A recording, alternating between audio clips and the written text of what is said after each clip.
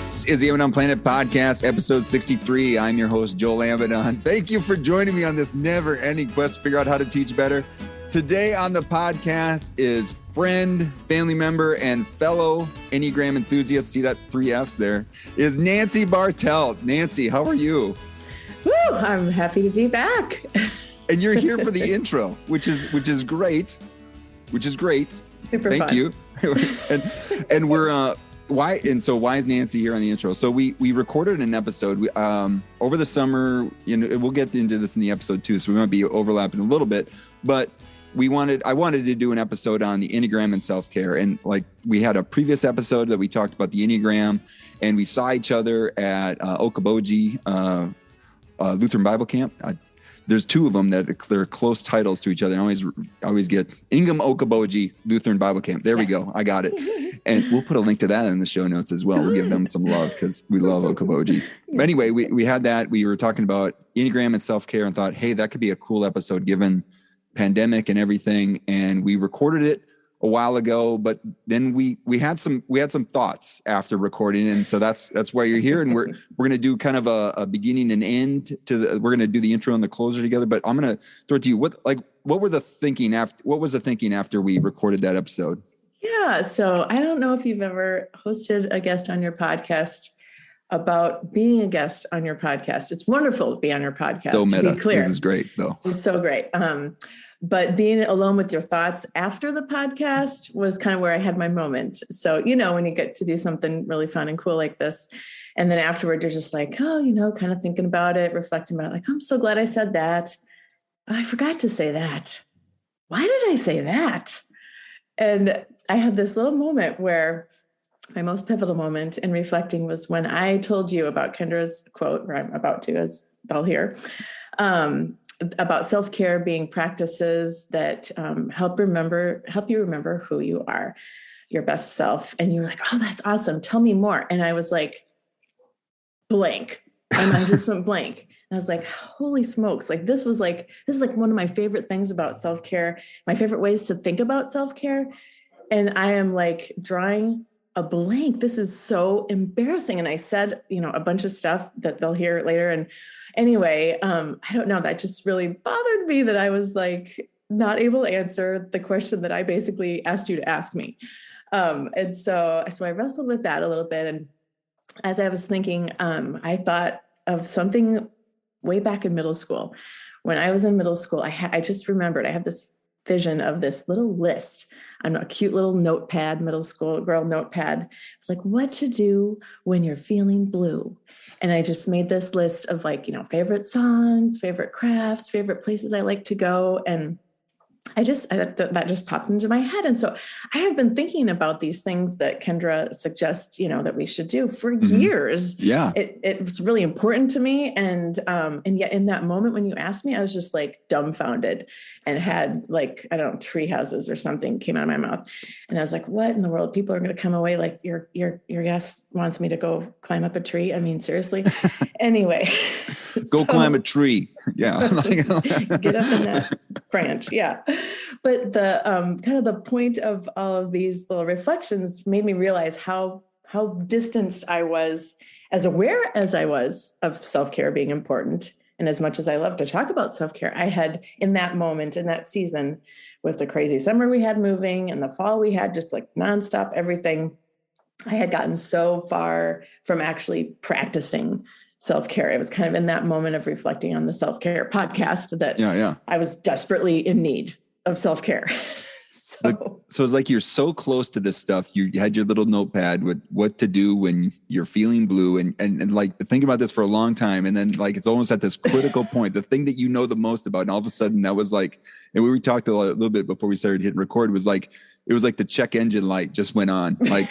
Like, hey, whoa, this means a lot to you. And the fact that you're drawing blank on this, and after this podcast where you share some great stuff, and I can't wait for people to hear this episode. So, I mean, we're going to get to it in a bit, but the fact that, and I currently have a check engine light on in my car. It just needs an oil change. I'll get the oil change. You'll do it. I will do it. I see it. But like the person that says like, the best way to deal with that light is just to put a little Post-it right over it, but the fact that you're seeing it and you wanted to say something about, rather than, what a lot of people do would just be, I'm just gonna push that down. I'm gonna push those feelings out. I'm gonna ignore that and just carry on and smile and everything's great. But this is great. I mean, this is a part of self-care. And even as I'm reading the intro, Nancy, I was thinking, thank you for joining me in this never ending quest to figure out how to teach better. Never ending. It sounds exhausting. Like, we got to hit a pause here. We need the oil change. We need the rest. And I remember, like, and I'll be honest with you, when the semester ended and I got my grades in and everything, I was like, okay, now I'm going to do some house projects. The next day, I literally crashed. I couldn't do anything. I mean, got the kids out and I'm like, oh my gosh, it was like physically, emotionally. Yeah, exactly. And it was, like, I didn't realize, what the toll of this semester took on me. And so, and I know I'm not alone. I know I'm not alone there, and so, we're thinking about teachers and we're thinking about, hey, we need to hit pause. We need to get better at self-care. And in the episode, you talk about leveling up skill. And so, I know you had I don't know if you had a few other things to share before we jump in. Just kind of, right along with that, that check engine light. That was, I think, one of the things I had forgotten to say in the podcast about the Enneagram. And we did talk about our stress and our triggers, and how those, if we treat those as a warning light, as that check engine light, that we, instead of covering it up, we say, all right, well, I can choose to be curious about this and take that awareness to action, not just awareness for the t-shirt or something. Let's move forward and step into some action with that awareness when we see that light come on. Definitely. I like that. Choose to be curious. Like, I mean, not to say like having the check engine light, regular maintenance. Yeah. It's a regular part of the car's life. So yeah, we need to have a regular, and just to cure. I wonder what I need right now. Like, do I need a nap? Do I need to? We talk about singing Hall & Oates. Do I need to do that a little bit? Do I need to walk? Do I need some things? So yeah. And I kind of think my middle school remembrance just sort of reminded me that, like, we gotta take that time when that light comes on to write a note to ourselves, figuratively or literally. When we're in a healthy spot, that we can regularly, check in on ourselves when we're stressed out. Cause, just those reminders and those, ways that we are aware, but when we get in a spot where we're just like unable to do anything with that awareness, we want to check in regularly on ourselves. Yeah. And so we are going to play the episode, but I want to make sure we're going to tease a couple of things. So that's right. That's right. I think you want to go ahead, tease away. Sorry. I think I was going to say just that the workbook kind of came out of this whole, like, oh my word, what is going on, with, just thinking about how we figure that stuff out and remember that stuff about ourselves. And so I've got, just a lot of stuff I've put into that, and excited to share a little bit about that toward the end of the episode. And we got a website and kind of a pivot in what you're doing, and some kind of an exciting new adventure. I'm curious to hear a little bit more about it, but we'll hear that at the end. So anything else before we let people listen to the episode? It sounds good. Okay, here we go. So here's our conversation on the Enneagram and self-care and lots of other stuff as well, with my conversation with Nancy Bartelt. Nancy Bartelt, thank you for joining me again on the M&M Planet podcast. How are you? Yay! I'm always excited to talk to you, Joel. I'm super honored to be here and chat about one of my favorite things, the Enneagram and self-care, something I'm still growing in myself, as I think we all are. Yeah. That's I put an exclamation point on that. And so we had a chance to, I think, get a little self-care this summer. We went to Okoboji for some family camp. And I just had this idea about, revisiting our previous conversation about the Enneagram, where we talked about thinking about the Enneagram with teaching. And that was a great episode. We'll put links to that in the show notes, where we kind of went through all the types and thinking about, what considerations for teaching and all that. And just a great response to that episode as well. But then I thought about, as we went through a global pandemic or still in the midst of one, and thinking about self-care. And, a lot of people have talked about self-care summer, and we had our self-care moment at Okoboji, and thinking about that with our families and trying to get, put some fuel back in the tank, but thinking about well, we all have different ways of viewing, and that's what kind of the Enneagram says, right? We have this different way of viewing. We each have a different way of viewing the world, experiencing the world. And so thinking about, well, what does the Enneagram have to say about self-care? And I kind of pitched that to you, and we said, sounds like a great thing. And that's what brought us here today to talk about the Enneagram and self-care. And so, well, and I guess first of all, when I brought that topic to you, what did you think about that? Like what popped into your mind? I was like, oh my gosh. Yeah.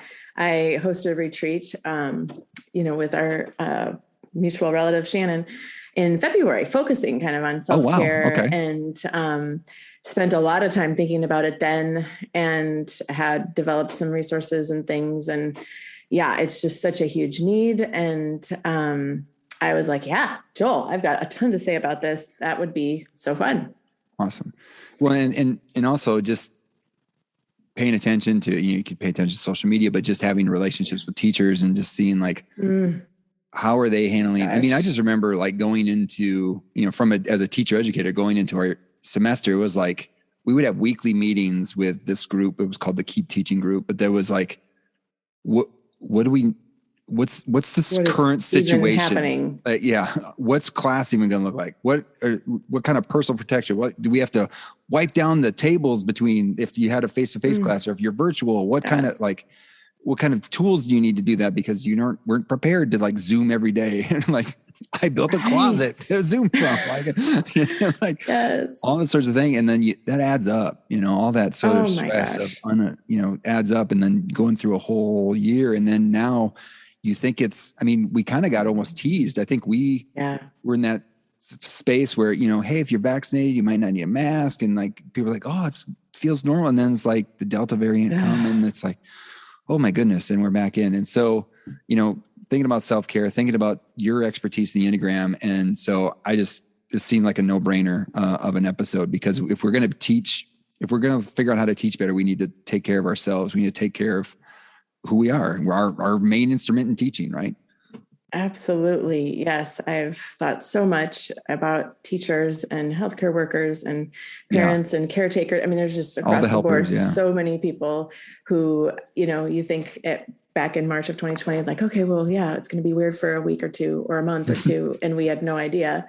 And just, that compounded stress on people's bodies and hearts and minds and lives, and the loss and all of those components just made it so continually challenging. And like you say, we thought it was getting better, and it's gotten better in some ways, but I really feel for the teachers. And I think I told you that I did a lot of substitute teaching right before the pandemic, as it turned out. And that was my little, slice of life of just loving, being in that environment and with the kids and with the staff. And it was amazing, but it was so stressful.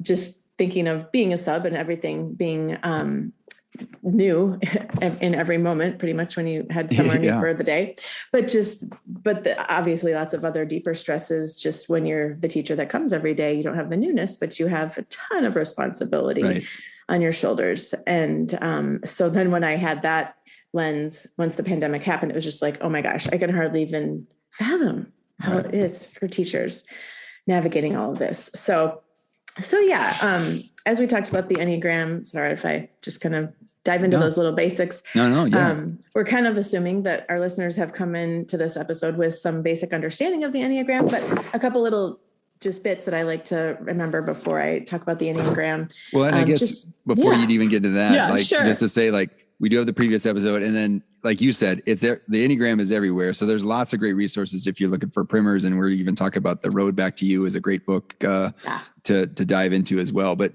you probably have other resources you might mention too as well. But anyway, if you need to, like, we were going to go briefly, but then, and you got some other things you want to talk about too. But if you need to access those resources for it, this podcast is great. You can hit stop, come back to it. But anyway, you've got some directions you want to go through. Sorry for interrupting. Yeah. Oh, no, anytime. But I'm glad you said that, because we did talk about that's always there for people. The previous episode where we did go into types a little bit more with more detail. But yeah, basically the Enneagram is just a great tool. It's a tool for relationships with ourselves and with others. It's like a mirror, because we can sort of see a little bit more accurately how we are in the world. We can have some awareness of deeper reasons for why we might do things, because it looks at motivation, not just at behavior. Right. And then it's, of course, also a lens where we can look at other people and how they are in our life and get a better understanding, some more compassion for how they are. And then it's a map. It just gives us some really great ideas about how to navigate with just our own ruts that we get in, but then also with our relationships with others, how that can, obviously for people, we get into trouble in our relationships on a regular basis. So just all the tools that you can get within the Enneagram. And I love how it is comprised of so many layers. It really acknowledges the light, the gifts that we have and the dark sides that we have and the different seasons and the way that we, lean one way and lean a different way and might have, just all kinds of things going on. It makes space for all of those complexities of people. But as you said, 9 ways of seeing and 9 ways of being in the world. And probably another just last little big thing that I like to remember is that it can feel to some people like a box that you're put in, but really it's just helping you see what box you generally put yourself in and kind of find a way out of it. Your best life is always lived beyond your type into other beautiful ways. Mm-hmm. So what we typically start to think about the Enneagram with as far as centers of intelligence, how we take in and respond to and process life. We've got our body center, our heart center, and our head center. And body center types are 8, 9, and 1. And they typically are like, they want the world to be what it's supposed to be. Mm-hmm. They want it to be right. They want it to. Yes, I do, Nancy. Yes, I do. I love it. You want to have control. I know that's kind of a loaded word, but autonomy. I like that word. Control, justice. It should be the way it should be. That's right. And then our heart-centered folks are types 2, 3, and 4, and they want to be seen. They're craving significance, seeking significance and connection. And so that's a really big thing for them. A central emotion for the heart-centered people is shame or sadness. And then back to our body-centered people, central emotion is anger. And then our head-centered people, 5, 6, and 7, types 5, 6, and 7 want the world to feel safe, want the world to be safe. They are seeking security. And so, of course, underneath that, when we don't have security, we've got fear. So I just think it's interesting to look at those different significant emotions and then, think about wanting control, feeling out of control with the pandemic and the anger and unsettledness that can come under that. And then we want connection with others. And then there's this isolation piece that has not stopped, even though it's evolved in different ways. Mm-hmm. And then the security that we all seek and how insecure and unsettled the whole world seems, and just how all 3 of those big things that every person seeks in a holistic way, all of that has been upended by the pandemic month after month after month after month. And so one of my favorite self-care gurus is Kendra Adachi, the lazy genius. And she talks about self-care being the regular practice of doing what makes you feel like yourself. It helps you remember who you are. So like thinking of your best self, obviously, your, kind of your favorite you, your healthiest you. So what does that make you think? So when you hear that, you pick that quote out so what does that make you think of? Like, do you have specific actions that makes you think of when you read that quote? I've spent a lot of time journaling and just reflecting on, what is that? Yeah. What does that mean? And I kind of almost feel like it returns me to like being a kid and sitting up in a treehouse and just like reading a book, or at a slumber party, mixing shaving cream and shampoo and like doing little commercials with my friends in the mirror, and just kind of that core sweetness to yourself when whether it's creative or whether it's thoughtful or whether it's like getting stuff done or whatever. For right now, as a regular grown-up mom person, I have found that like dancing to the 80s music helps me sort of just remember sort of who I am. And I don't know if that sounds super weird, but sounds fantastic. That's one little thing. Little Hall & Oates action. Yeah. Fantastic. Exactly. So many great tunes. Or baking cookies. It's a simple thing, but being able to, share those with neighbors, that's a fun thing for me.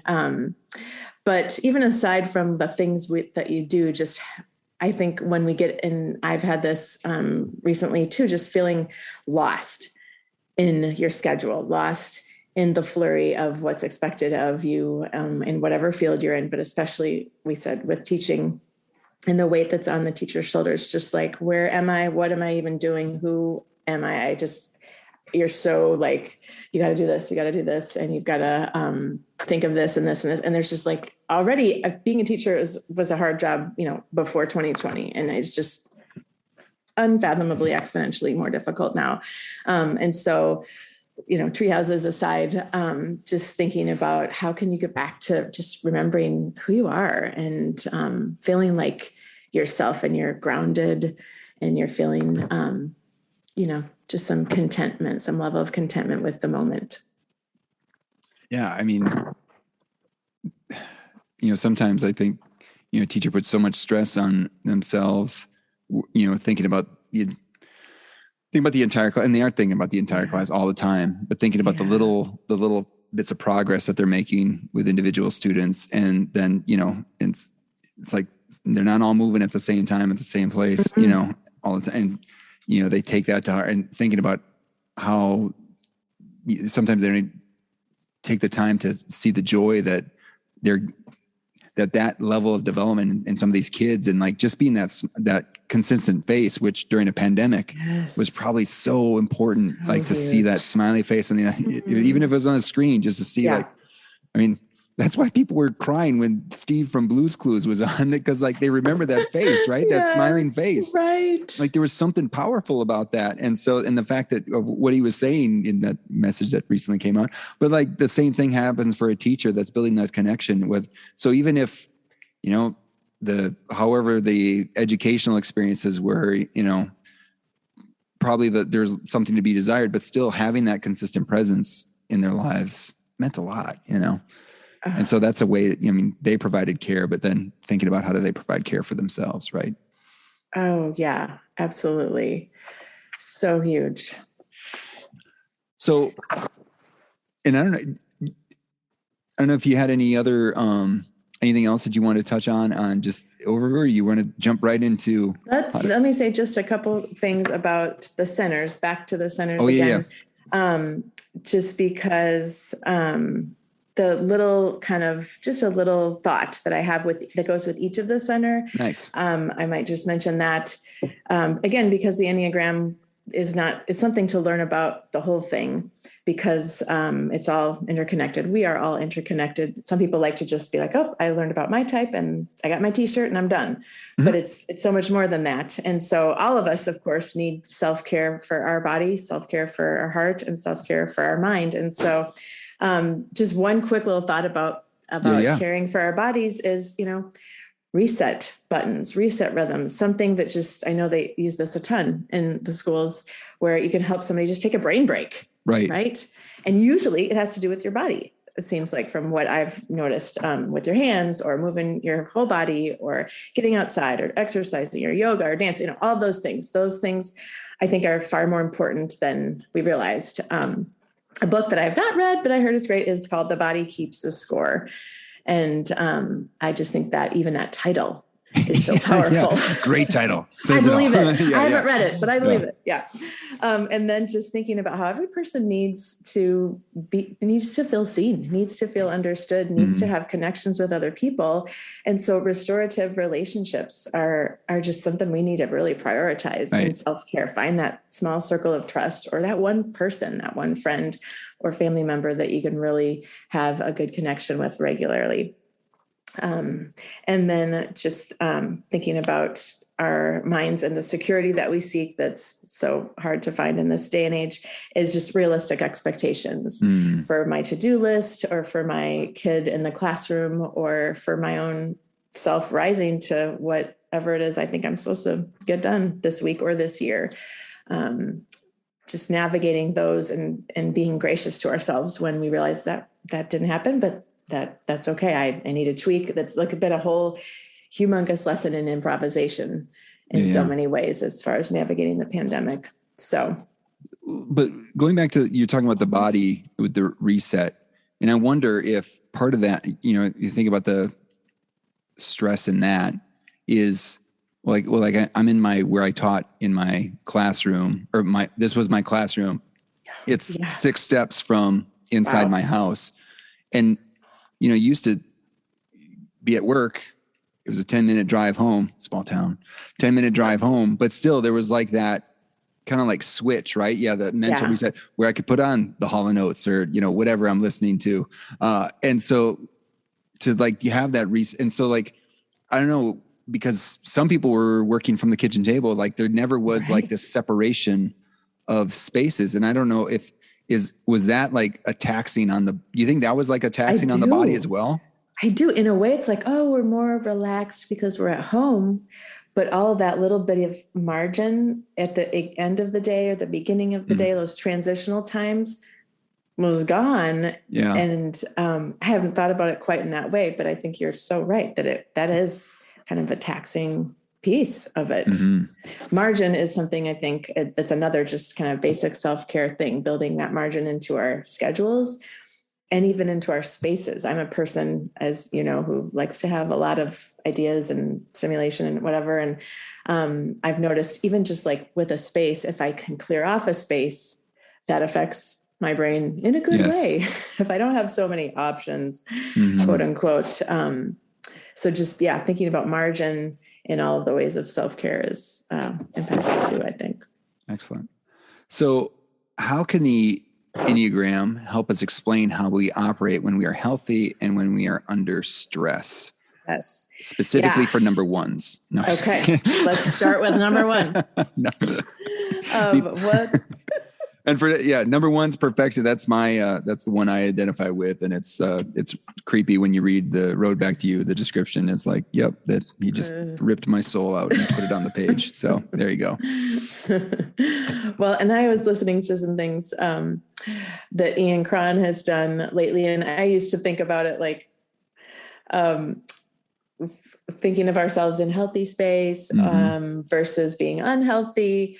Or, aware versus unaware. The thing with awareness is like, dang it, I've been studying this for several years and I'm still not mastering it. It's getting, baby steps better, but just by nature of being human, as we everyone knows, the awareness alone isn't enough. Right. And so Ian now actually talks about unskilled. He's like an unskilled person in this way. And I thought that was so interesting. I wasn't sure what I felt about it, but instead of saying unhealthy, if you're in an unhealthy place.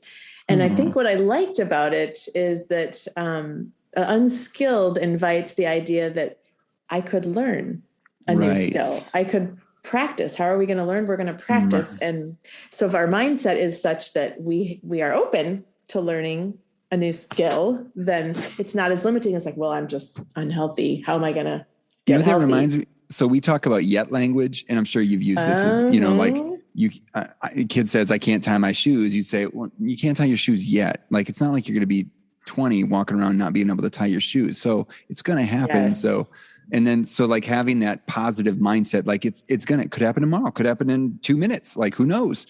And so, and that there's a path to getting there versus, and you'd see this with talking about math people, like there's people that say, I'm not a math person. So it's like genetically, I don't have the gene. I can't be a math person versus, my relationship with math is not that great right now because I need a better understanding. And so that says, hey, well, there's a path to getting better. So I like the Ian Cron. Did you do a podcast about the mindset book? Which we did by Dweck. Is that the one? I think so. We did one. We did grit, but not the mindset. There's a mathematical mindsets with Dweck and Joe Buller. That's a masterpiece, right? Yeah. Oh my goodness. Yeah, but when we did the talk with there's an episode, and we can link to it in the show notes. Self-promotion with Sam Gilbert. She talks about grit. She did that with her dissertation, but she talks a lot Dweck's work with mindset as well. So that's a good one. It's the same perspective. Reminded me of that. Yeah. Just open mindset kind of thing. So let's dive into the types. One thing that Suzanne Stabile has said is that you can't take care of yourself without the number you go to in stress, and you can't experience healing without the number you go to in security. So when you look at the Enneagram shape, you see there's 2 lines coming out from your number, whatever your number is. And one of them is your stress number. One of them is your security number. The main thing to remember is both of those numbers hold wisdom, hold, beauty for us to look toward. Today, in light of time factor, we're just going to talk about the stress number that kind of gives us some of those clues. And what we found, I was just talking with my good friend about this. She's done a ton of great Enneagram work about stress and just how, just a lot of good things there. But we were talking about how you might notice a behavior in yourself, and usually it's like the worst behavior of the number you go to in stress. Yeah. But then if you look toward the healthier or the skill set, basically, that number invites you to in healthy ways, that helps you kind of get jarred out of the rut that you might be in. So let's look at ones. Ones are perfectionists and can be super critical to themselves, want to get it done, will work super duper hard, can be black and white thinkers. And then that black and white thinking can erode into such a way that it brings up anger and self-condemnation and takes them to a really potentially messy emotional place, which kind of brings up type 4. 4s at their worst are super emotional and can really struggle with that. And a 1 can kind of get to a really dark place emotionally, and that's messy, and they don't like mess. And so that's horrible. But if we look as a 1 to the 4 and go, hey, can I be honest about my emotion? Can I start to sit with my difficult, messy emotions and have grace for myself? There can be growth there. So comments from our 1? Let me wipe up these tears. No, I mean, that's about it. And I see, like, when I'm under stress, like, probably looking around the house and being uber critical of the way my children are not doing everything the perfect way that they should be, or else beating up on myself on some things. Like, I know maybe I overscheduled today because I missed a meeting that I scheduled myself and did not. People were texting me about it, and so that's on my mind.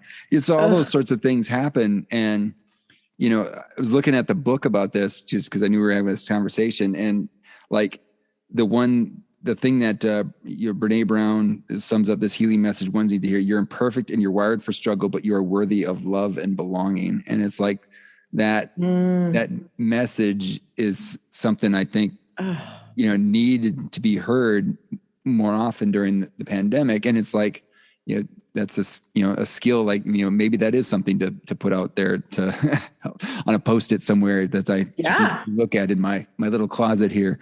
But just having those sorts of that critic, just, it's like he gets a shot of steroids or something that's in my head, like when under stress, and that you're exactly right. And so seeing how do I get into a more healthy or skilled place is what Karan would say.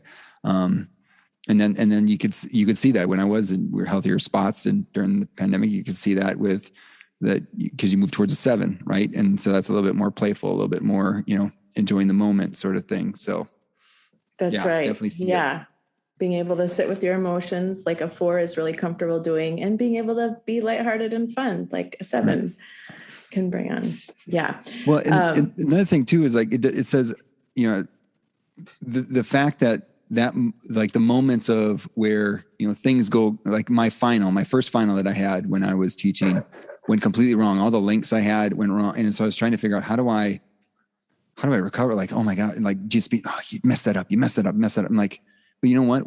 We ended up having just a great discussion around how people grew as teachers. Wow. And still, and being able to shut down that critic, because if I don't shut down the critic, I'm missing the great conversation that was happening. And so and the thing is, it does not have to be perfect to be good, right? Still was good. Still was good. Yeah, it wasn't perfect. Yeah, I'll learn something for next time. But what happened there was good, and to not shut that critic down so that I can actually be in the moment. And I guess, I don't know, that was healthy. That was healthy. So good. A skilled moment, maybe. A skilled very moment. Skilled moment. Yeah, that was awesome. Because, there was just a ton of snafus like that across the world for the last year and a half. Oh my goodness. Yeah, you'd just be like, you look at the positive side. Well, at least I had my pants were on, right? At least, like I didn't expose there's so many other things that could happen that were so bad. That is your 7 coming in to exactly. reframe. Fantastic. That didn't Great. happen, Joel. Good job. I'll give every type 2 little things that they might consider doing, and then 1 that we can think of toward ones Fantastic. that we know. Great. So for the 1, bring on the nostalgic. Might be helpful to reflect back and look at the good moments that there've been in the classroom the last little bit. And then take an intentional time to be alone. 2 little things for the 1. And then what we can do to maybe serve the ones in our lives is remind them that they don't have to conquer the world in one day. And just to real quick, that one about being nostalgic and looking back, because then you look back, you can see where you were then, where you are now. You see growth, and then you can say, "That's good. That's good." Yes. It might not be perfect, but it's good. So that's a good measure. That's a good help for teachers, is to recognize, I didn't even know how to do anything on Zoom before, and now I'm teaching lessons. And it might not have been a perfect lesson, but I taught a lesson. It was a good lesson. Yeah. That's so good. Okay. So let's look at our type 2s. And I think there's probably a potential lot of type 2s who are teachers or teachers who are the type helper, 2s. Lots of type 2s. Yes. So awesome. And they're so good at seeing the needs of others and meeting the needs of others, that their identity can sometimes blur into, I am a helper, therefore I am, and losing their own their identity and their needs, and not able to vocalize their needs or even bring them to mind and express them. They can start to ignore their own needs, and that can bring up for 2 a place of anger. 2's stress number is 8, and 8s tend to take up a lot of space and be really, angry, not necessarily in a bad way, but just in a really active way.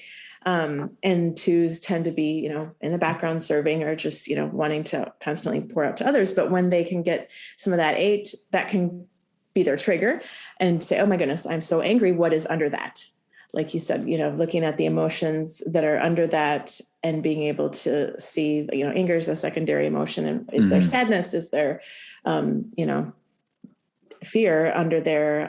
The inner critic kind of pulls in there too, with the 1s, but yeah, looking at the anger and seeing what that is, but then thinking about the 8 and the power of the 8, the 2 that says, well, no, I don't need anything. I'm fine. How can I serve you? Say, well, hey, I need this, and assert themselves and speak up, and advocate for their own needs. Yeah. And take up that space like the 8 would do, and continuing that awareness.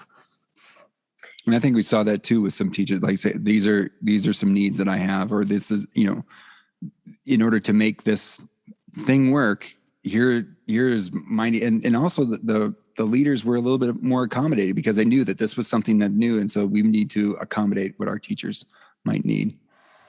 Yeah. Yeah. That's so good. But to keep that now, like, hey, hold on to it. Right. Hold on to that. Yeah. So just simply telling others what you need is one of my little tips for 2s. And then letting others reach out to you, like you've reached out to them, is really, really important. And then for caring for 2s in our communities and families and schools is, think of something you could plan or do that's meaningful for that person, that they can feel thought of and cared for. Yeah. Help the helpers. Help the helpers. Yeah. For 3s are driven by their achievements and just, go, and super great at getting things done and accomplishing things. But the rat race can just erode, and not to minimize it, because they're, the rat race, I don't mean that, but just the huge load that it is to be a teacher, and all the tasks that there are to do in a day with a class full of students. That never ending. Yeah. Never ending. And so, burnout can come when you're just like, I can't get stuff done, and things happen during the day in the classroom that prevent stuff from happening. Things happen. And that can be so frustrating, especially to a 3 that feels like I'm going to equate my success with if my to-do list got finished. Right. Mm-hmm. So that's super discouraging. And as their burnout amps up, they're just feeling like they want to just numb out, like a 9. They go to a 9 in stress, and a 9 at their worst is like, totally, oblivious and numbed out and unaware, not engaged with things. And so for threes, they can sort of just be like, I'm done. I can't affect any change. So why bother? But if they look to the healthier skill set of nines, the skills perspective, just to look at how nines can understand everyone's perspective and have unity that they can create. And so threes can tend to be less in tune with their emotions, but looking to the high side of nine, they can take intentional breaks. Like, you should totally take breaks. Just don't let it be the buildup that you're forced to just shut down, but that we're going to plan for more regular than we think we need breaks. Make a task to be a break. Exactly. There you go.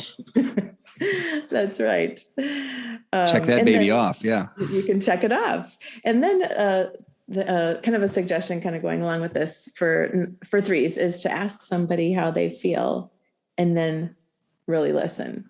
Mm-hmm. And then express how you really feel.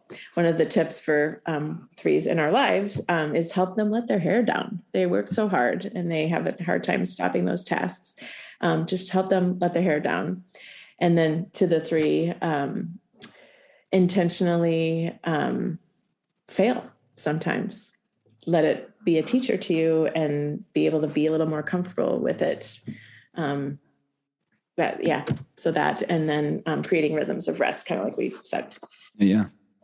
Excellent. Okay. Moving on to the four.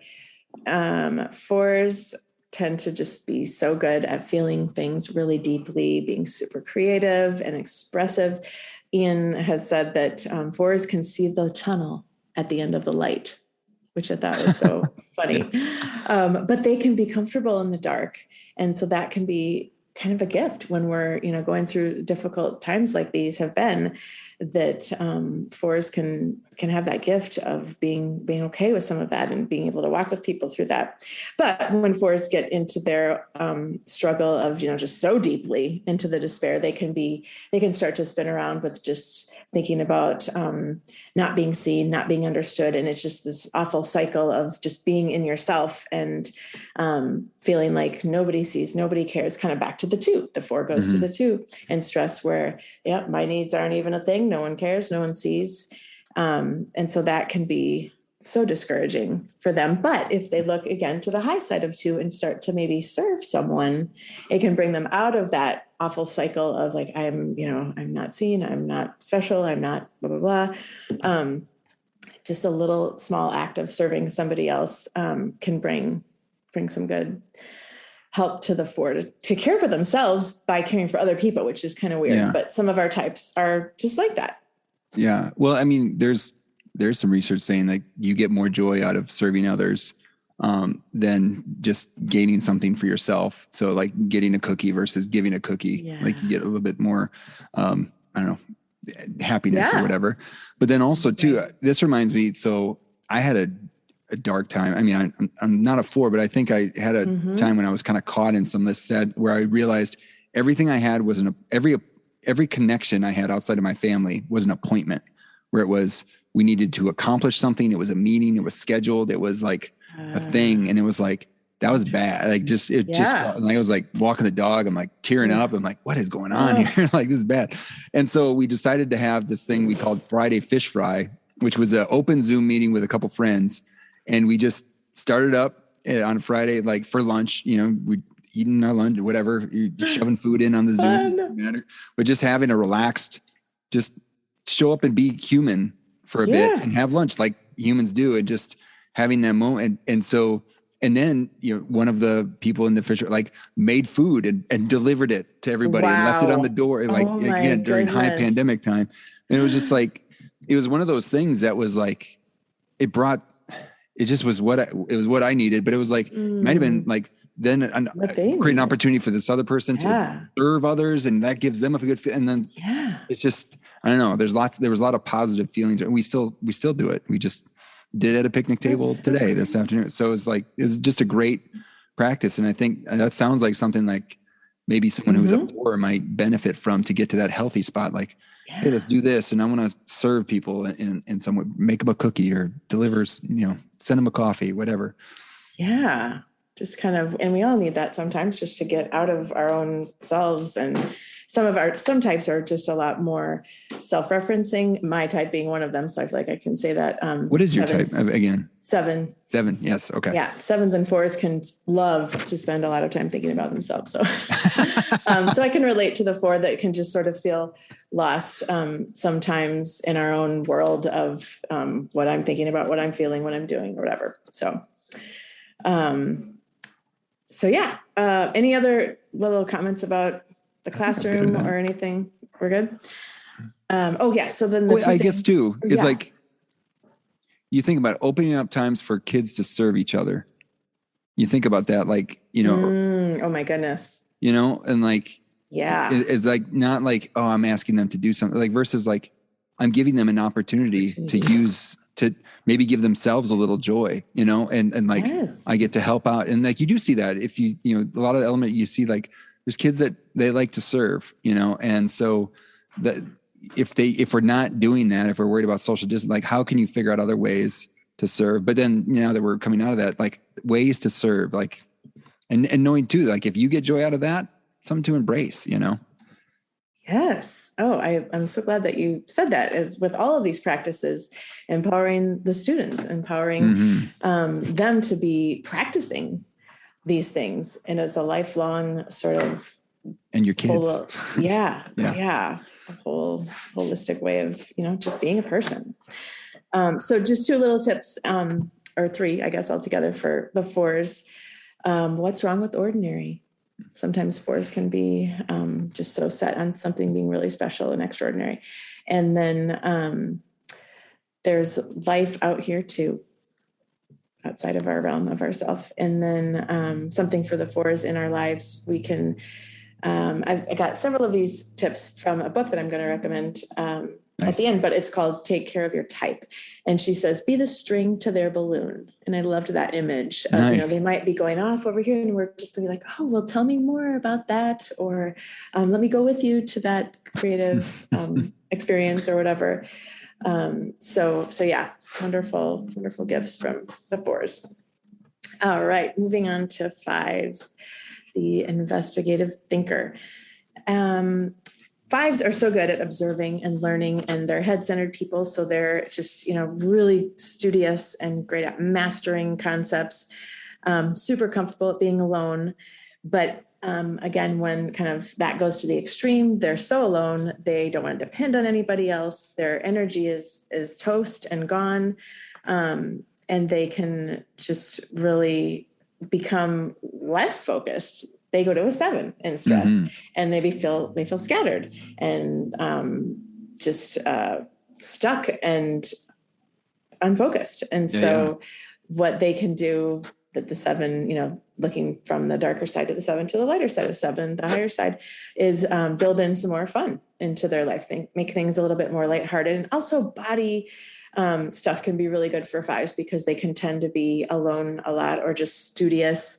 And so they're less likely to generally to, get out and run or take a walk or whatever. And so it's really awesome when they can just, empower their bodies to just be active. And that, I think you and I've both noticed that when you're physically, moving or whatever, that just helps your brain kind of take a different little tactic on life, or a different, takes a break. Yeah. So then some little tips for 5s would be to discover your inner lion. They're so good at being kind of quiet in the background, and believe you are not a burden. And then for the 5s in our lives, we can learn about what they love with them as a way of validating them.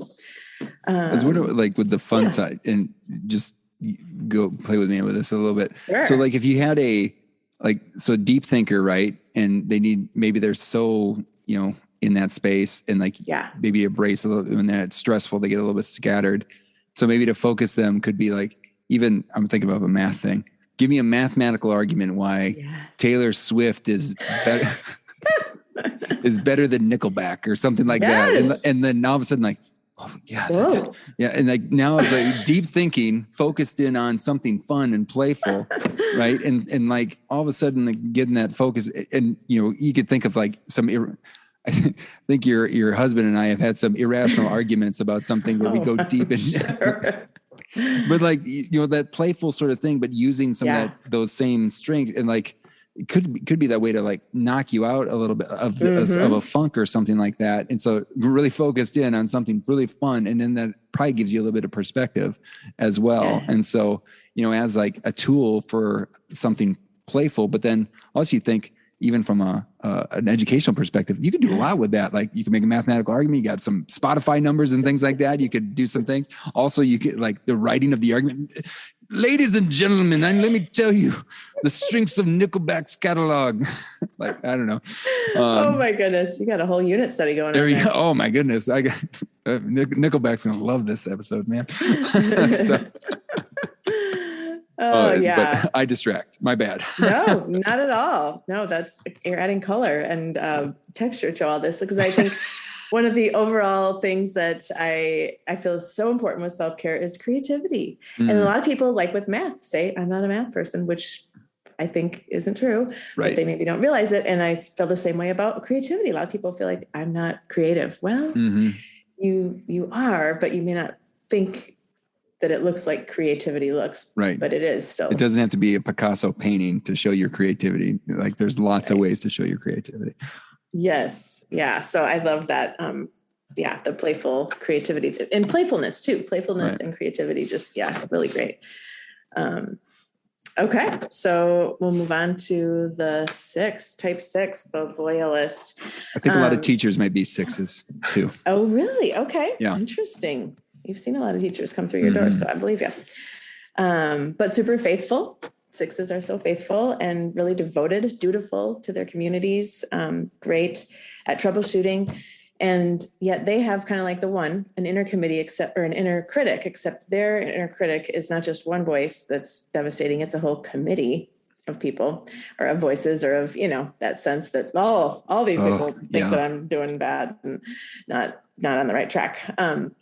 So they can go toward the 3 in stress, and a 3, when they're stressed out, is like, what is everybody thinking of me? Oh, I'm a failure. Oh, forget it. And now I should do something to impress people. And I might even get arrogant in my struggle down the negative path of 3s.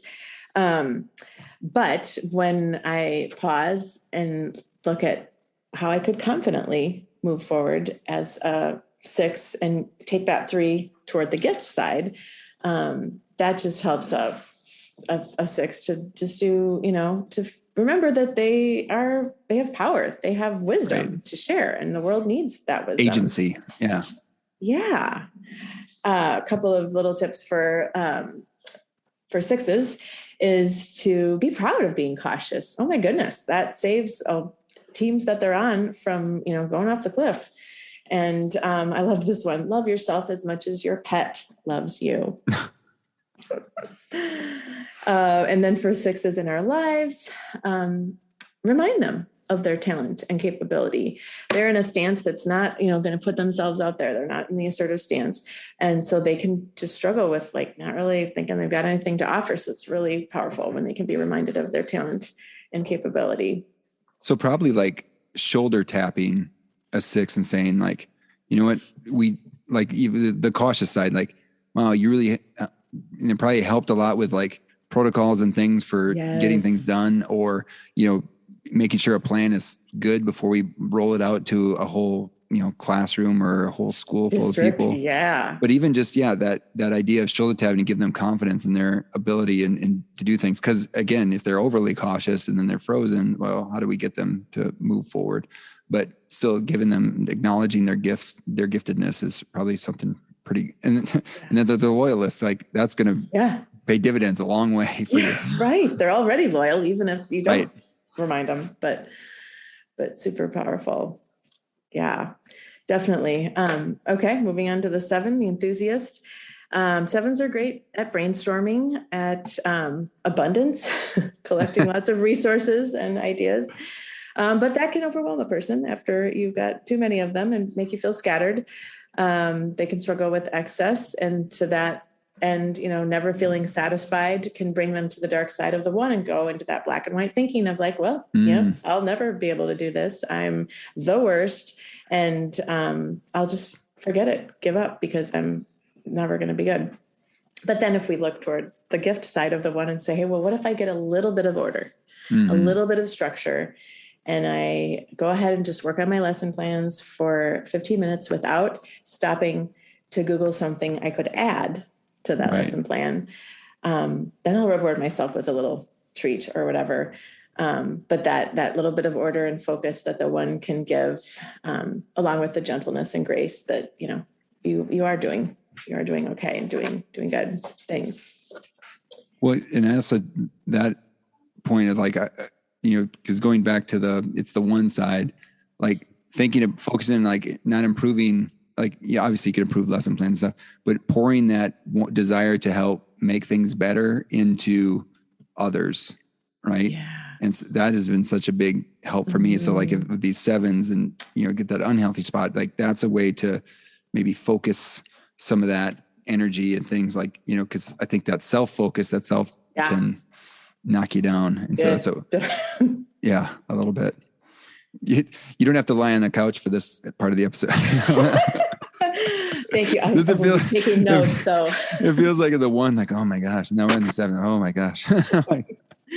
You have great ideas, Joel. There we go. I love the language of ideas. That's so good. But yeah, like, I mean, I just love, like, what I love about this, and I'm just pausing just for a second, is that, like, you're saying, like, let's take this part, but we're in stress. It feels like it's a negative, but then you're turning it and think like, well, if you're in this space, there's gifts, tools, abilities that you can tap into as well. Right, like when there's, it's just like when people don't, people think, well, there's so much evil going on. Well, if there's evil, there's also there's good. There has to be, like, you don't know that there's evil without the good. You don't know there's there's dark without the light.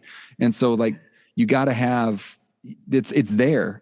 Tap into it, And so I love that I didn't know that this is the way this is going, but I'm so excited about this. I love it. So thank you. I'm Keep so going. glad. Well, it reminds me, just real quick, I have to tell you this part, and I don't think I said this on the last podcast. I'll be super embarrassed if I did, but with music and composition, it's like that too. If you're hitting a really terrible sounding chord or a terrible next note and you're just like struggling and it just doesn't seem right, that means you're super close to something that's going to bring harmony, or that's going to, resolve it. So nice. I thought that was pretty.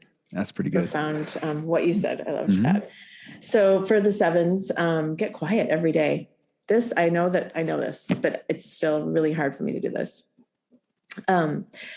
Feel so you can process. So those are the two tips for sevens. And then for sevens in our lives, give them freedom to dream. No. Excellent. Give them freedom to dream. Can I offer one? I would love it. So being quiet, I think sometimes, just there's being a little bit of mindful and like little exercises. There's the Center for the Healthy Mind offers some good exercises, but one of them that they would do is give me 5, where it's like you put your hand out and you trace your hand and you count like one, and it's good for kids too, especially kindergarten. So like you're tracing your thumb, you're breathing in and then you're breathing out. And as you go down into the crevice by your first finger, and same thing, down to the index finger and all the way through and get all through the 5 fingers. But what that does is, again, focuses on your breath, focuses on you tracing your finger. You're you're moving across your midline. That's also another good thing. Yes. But the other thing too is just, if you ever and I don't know if you do this, Nancy, if I ever just pause and I feel like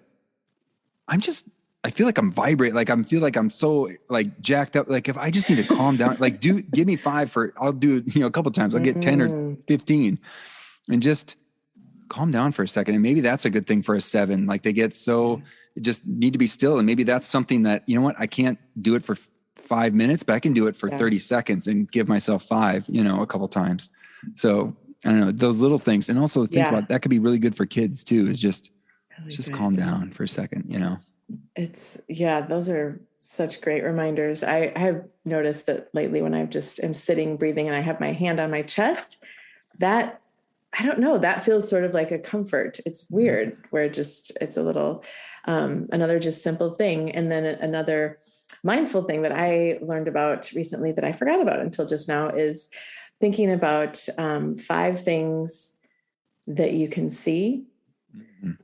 and then 4 things that you can touch wherever you are, 3 things that you can hear, or maybe it's 4 that you can hear and 3 that you can touch, 2 things that you can smell and 1 thing that you can taste. And if you just haven't eaten, you can imagine and taste. But I just love that kind of checking in with your 5 senses in a real simple way. It can be another way to kind of another little random brain break inserted into the podcast.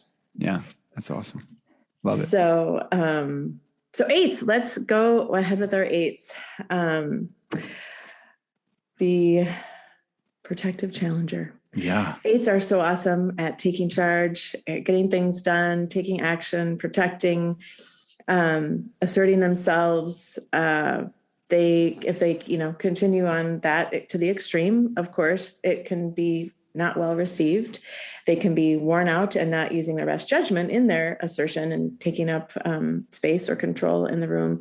And that can erode to such a way that they will go toward a 5 in stress and just like put up a wall and totally stop. And 8s are just, bring so many gifts to us. All of the types do. And I wish I would love to dwell on the gifts and, just resonate those as we go too. But I know we just don't have all day. Yeah. But anyway, sometimes 8s can mistake weakness for vulnerability. They can kind of just really struggle with feeling like vulnerability is weakness, when it's a huge strength when we can be vulnerable with each other, trust each other with our vulnerability. And so they can look to the high side of 5 and kind of take that time to breathe, or to sort of notice how they are in the room and maybe go for a run by themselves or whatever. But the 2 is another line from the 8. And that's where the vulnerability piece kind of comes in, where a 2 is going to serve others. And when an 8 can kind of be vulnerable and show up for somebody emotionally and maybe share emotionally, that vulnerability can really be healing for them with the right, trusted person. Right. And we just did the culture code on a previous episode. And, they talked about high performing successful groups. And the second skill was about this idea of being safety. But part of that was vulnerability, is like having vulnerability in group, and just to know that that's a skill, man. And that is showing strength. It's to say, like, I don't know everything. I mean, like, you get more respect and more, just to know as a teacher, like, I don't have all the answers is okay, because that means that you're not depending on the teacher for everything. Like, a teacher doesn't give you all the information, like, you're creating the information on your own. So, because teacher's not always going to be there. Right. And so like, the fact that you can think and move on your own without a teacher is like, that's the goal. And so as a teacher, not to put all of that on you is like, you're facilitating this environment. And so it's okay to say, I don't know, and things like that. So it's strength. It is. I agree with you as far as that, when you hear a leader say something like that, it almost gives them more credibility that, they're human and they know, they're aware. It's like if somebody in the pandemic would say, I know exactly what's going to happen. Like, I don't trust you anymore. Right. So. Totally. Yeah. So just some ideas for 8s is explore what's under your anger. Think for a little bit more about the emotions. It can be hard for 8s to sit with their emotions. And then to slow the edges of your days. I loved that idea of, taking that time, like we've said, with margin for everybody, but for 8s can be just like this thing and then this thing and then this thing, but to take that spot at the beginning of the day or the end of the day, just kind of step back again, kind of the 5 space, taking the positive side of 5 to just sort of breathe and maybe reflect a little bit. And then for 8s that are in our lives, to accept their intensity and, celebrate it when you can. It's really can validate them. And finally, our type 9s are peaceful mediators. 9s are really great at seeing everybody else's perspective, at making peace, at unifying a group or a class. but that can become overwhelming as they, go to the extreme degree and can numb out and feel paralyzed to do anything with conflict after conflict after conflict and things not feeling smooth. The worst case scenario, thinking of a 6 in a hard place, can come in for the 9 and render them, totally unable to function. But if they look toward the healthy side of 6s, the skill set of the 6s and their gifts is faithful, is courage, is showing up for the group. And so that kind of presence for a 9 can really help bring them into the moment. And if they can stay and engage in that presence, that's a good way to come out of the stress, and also to find their voice and to really be able to share their voice and remember that their voice really matters. You think that, with, thinking about the overwhelmingness of knowing all these different situations that people are in the pandemic, and that could be, I would assume it'd be overwhelming for a 9, but like having the message of, I can, if I'm present for one and do what I can for one, and, I just have to admit, I can't do it for everybody, but I can for at least one here. And then that can help make it a little bit more manageable. And then going from there, even though I can help out my class, I can help out, my teaching partner or something like that. It's just, I don't know, it would seem like it's not shut down, but like trying to focus in on what is within your realm of control. I don't know if that. Yeah. That's very eloquent. Thank you. It's really good. With this market, I don't think I've ever been called eloquent. That's great. You're totally eloquent, Joel. You got a ton of twice. Wow. Great ideas. And so our tips for 9s is, is voice your preferences, open up to your friends, and then know when to walk away. I think it can be really hard for 9s that do feel that faithfulness to something, and understanding all the perspectives. It can be hard to stop themselves and say, this isn't for me to do. So that, on the one hand, it's sort of like numbing out, but it's more of an intentional choosing presence, maybe in a different, more healthy way. Was that margin too? Is like need to create margin for yourself so that you're not, so you disconnect a little bit from a situation, possibly, because again, you're going to take it all in. Yeah. I like that you called that margin. That connects to that concept too, I think. Yeah. And then one last tip for the 9s in our lives, to ask them questions and listen to them. We both have just fantastic 9s in our lives, in our homes. Yes. And my 9 and yours are so good at asking other people questions and so good at listening to others. And I loved this little reminder that, it's really good to ask them questions and take time to really hear them. Well, and two, when I figured out after a few years is asking questions, but not trying. So in thinking about who I am, not trying to solve things, and just ask the question and listen. I hear you. I understand. I'm empathizing with it. Like, they want to be heard. And yet, do you want a solution? Because I got one. I got a view. But if you don't, I'll just sit off to the side. But like you said, listen, be present there. And like, that's so much just to have somebody to communicate with, like, because they hear everybody, they want to be heard too. Yes. So, yes.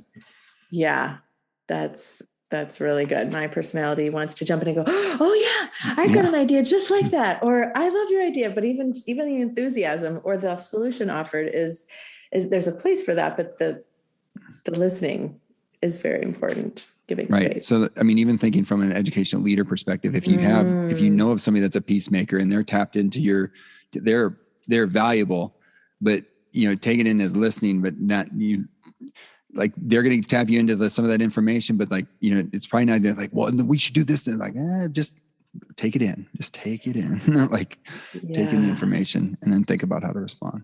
And work with your performers maybe later to respond. Right. Right. As you've got a group around the table of educators, you might have to really draw out the 9 and kind of investigate what they think, because they may not Todd has said before, just like, oh, I'm just going to wait. And, somebody might have something better to say than I have to say, or, if everybody has something to say then they don't need to hear what I have to say. And so just being able to draw out nines. And tap, and almost like that shoulder tapping in and say, hey, you make sure this gets heard. Yeah. So, I know I sent you a whole list of questions and I've taken more time than I said I would. So I wonder if there's other things that you wanted to make sure you shared, because I know you thought out a lot about what to share here and really appreciate it. But what else did you want to make sure that if people think about self-care and the Enneagram, what should they know? Maybe a final takeaway or other final takeaways, if you want to say that in general, or resources too. Overall. Yeah. So I think, again, just the Enneagram is such a great tool for compassion as we learn more about it and learn more about ourselves. That kind of knowledge as you sit through, the billion things that are online, or just, one like today, it can bring compassion for the people in your life. I heard somebody talking the other day about, being on the Nextdoor app, and she was like, oh, I think maybe that person could be a type, blah, blah, blah. And while we are not supposed to type others, the point she made was, that helped her understand where they were coming from. Right. It gave her compassion for them. She wasn't doing it in a judging way, but just saying that person is probably looking for control. That person is feeling like things are out of control, or that person is probably looking for security or to be seen. And I love that. I thought that anytime we can use the Enneagram to just have an open mind for a compassionate perspective on how others are seeing the world. Yeah, empathy for others. Yeah, thinking about others. Yeah, beautiful. Yeah. So huge. But then just thinking about, before I share the resources, I just have to always say, music for all of our centers of intelligence, our bodies, our heads, and our hearts. Music is such a powerful, easy way to have self-care. If you make up a playlist of your favorite songs, and whether you're dancing to them or writing to them or just laying there listening to it, that can be such a great tool. And then creativity, like we touched on in the middle, there's just so many ways people can be creative, whether they're, baking or doing visual arts, or an athlete in his or her, doing their best in a play of, like even a football player, a basketball play, or whatever, can just be like a work of art. And so just thinking about art in a really wide context of how people I think that can be very healing to pay attention to that. And then again, the margin, just really making space in our minds and our hearts, and our schedules, and just the rooms on our desks, making a little bit of space for reflection and attention. This is a little book, Take Care of Your Type, by Christina Wilcox. And I got several little of my tips and things from this book that she has. Cool. And she's got a lot of, great little pieces. Definitely put that one in the show notes. Put that one in the show notes. And then Suzanne Stabile has a brand new book coming out. I think it's called The Journey to Wholeness, or something along those lines. So that's coming in November. And then Ian has some videos about each number in stress. I think Ian Cron has a new book coming out too. Oh, he very well may. And I can't remember what it is, but I saw there's pre-orders, but I'll put a link in. Oh yeah. Okay. More links. I'm sure that's going to be a good one. And then I'll have a little PDF of kind of like a self-care, self-check-in, that people can download if they want. Oh, beautiful. And I know that the first time we put one in for the first episode, which is still available, people loved that. So this will be great to do that again. So awesome. Good. Well, thank you for having me. Well, thank you so much for taking the time. I mean, these are great. And again, I think this is just a huge empathy exercise to think about the people around us and how we can get a better understanding of how we're viewing the world, but how they're viewing the world. And then also to think about self-care with related to those things, and how, one, we can care for ourselves, but how we can also provide care to others. And like, because, there is self-care, but we're talking about self-care, but we're also, if we care for each other too, man, we're all in a better place. So that's beautiful. So beautiful. Yeah. Well, thank you, Nancy. All right, there we go. That was it. That was a great conversation. And again, we're Nancy's still here, and we're kind of doing a little bit of break, but we want to talk about some of the things we teased before we jumped into the episode. But I don't know, any any thoughts or things that you want to share before, or if you just want to go into start talking about the workbook? Sure. Yeah. In reflecting on all this stuff, I realized I love the Enneagram. But there's so much as far as like, there's a lot of people out there that'll talk about by type, what you can do in self-care. And I mentioned, I think, some books, and in my PDF, there's some books, but I just feel like there's so much in each of the centers of intelligence, the head, the heart, and the body. But when you think about all of those integrated together, to me, that's kind of, the essence of a person, the soul of a person. And that sort of speaks to my pivot into spiritual direction. We can talk about that in a minute here too. But yeah, just my workbook that we thought we'd maybe just share a couple of highlights with is really spends a lot of time on the centers of intelligence and some other things, lots of other concrete ways to kind of, tease out like, well, what do I need right now? What kinds of self-care practices can I implement? And maybe even naming people that can help me maintain those and make them more regular practices. What I like about the workbook, and again, we'll have links to it in the show notes, is it reminds me there's these books, and one of them we've featured on the podcast, books on instructional strategies. So one that we featured on the podcast is called Joyful Learning by Alice Solner. She was a legend she is a legend in inclusive education. But the thing about the book is like, here's some things you can do in the classroom to make your teaching more dynamic, more cooperative, more inclusive. And it's not like, these are the exact things you need to do. And it's like a recipe, you need to follow it, but it's like a spark. It's like, hey, I could do that.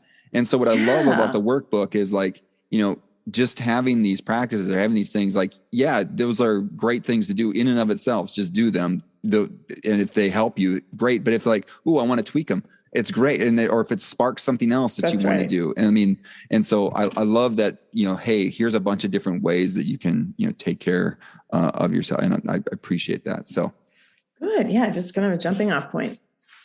Yeah, totally.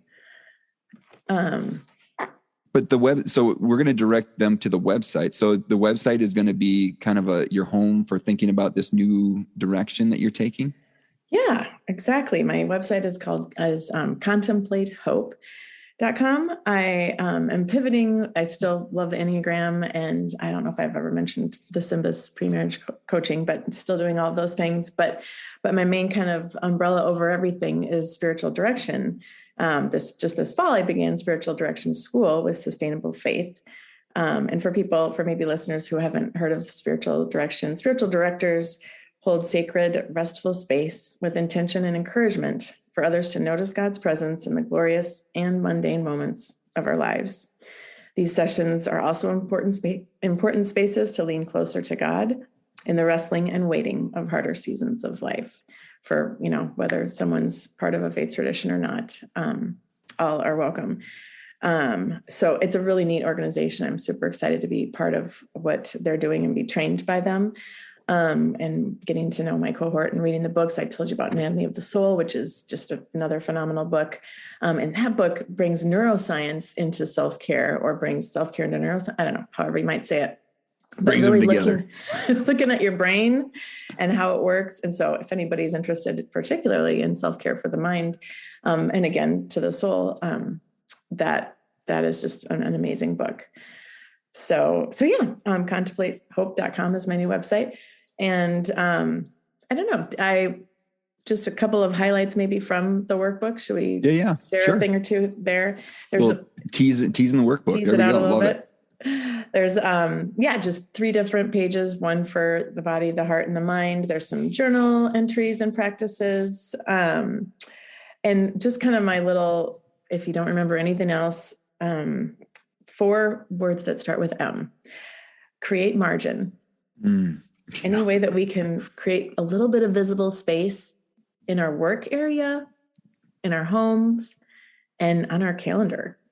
I think that's super valuable and easy to let it go. That's the first thing that just, doesn't happen. Music. Find music that moves you, that motivates you, that, reassures you, that invigorates you. Just, cannot say enough for the Spotify playlist, and just how beautiful it is in 2021 to be like, here's my song. Where is it? I can listen to it anywhere, anytime. That's just so cool. I have a playlist called Happy Clappy. I'm going to have to look that up. Yeah, I'll have to add that to my little area too. Movement, go move your body. Just getting that integrated movement can help us get out of the places that we're stuck, which is so important. And then mirth. Mirth is like a super old fashioned word, but I wanted an M word for laughter. And I thought of mirth and I looked it up. It means amusement and literally laughter. Nice. It starts with M. So we've got margin, music, move your body, and mirth. What makes you laugh? Who are the funniest people that you know? What do you, I'm sure there's websites and videos and people that we follow that make us laugh, and that's awesome. I have one actually to share. Super briefly, I don't know for sure that this is going out before Christmas, but whenever it goes out, this website has been just really a great resource for giving gifts to people that will usually make them laugh. It's called pranko.com. I don't know if you've seen these gift boxes, Joel. They are prank gift boxes. And I just, if listeners are still hanging in there after all these moments of listening to me and my little ramblings, hopefully, if nothing else, they'll get a funny idea for something that they can give away to somebody. They have a gravy fountain. There's a box for a gravy fountain. And just sounds like a great idea. I mean, don't you think? Yeah. So if a gravy fountain sounds interesting to you, or at least fun to watch someone open and think that they're getting a gravy fountain, they're like, okay. So we had a box that we were sitting around, and this was when the Wii was like as popular as it was. It was like a Wii house cleaning game. Oh my goodness. It was like you put like a broom on the Wii thing and it would act like you're cleaning. Like it was like people were like, is this serious? And then they open it up and there's something else in it. It was exactly. So that box went around many, many times. Like, oh gosh, got the Wii, mopping kit. Same thing. Yeah. I haven't seen that one, but it's the very same idea. There's bacon scented dryer sheets. I mean, just, there's just something for everyone on this website. So anyway, that, anything we can do to just make ourselves, bring to light that lighthearted joy. Get that. And then just less technology, the time that we can step back from that is really great. Yeah. So create margin, find music, go move, and get some mirth in your life. That's great. I appreciate you putting that PDF together. And I know that's going to be a nice resource that people can access through your website. Again, we'll put a link in the show notes for that. And I do appreciate it. And I just one more thing is like, there has been talk about there's a lot of talk about mental health, self-care, all that sort of stuff. There's been a lot of talk, but some of that has been lip service, and some people are calling people out on it, but like, hey, you're talking about, taking care of our teachers, but yet, your demands are more and more and more all the time, or, or in all different fields, not just in education.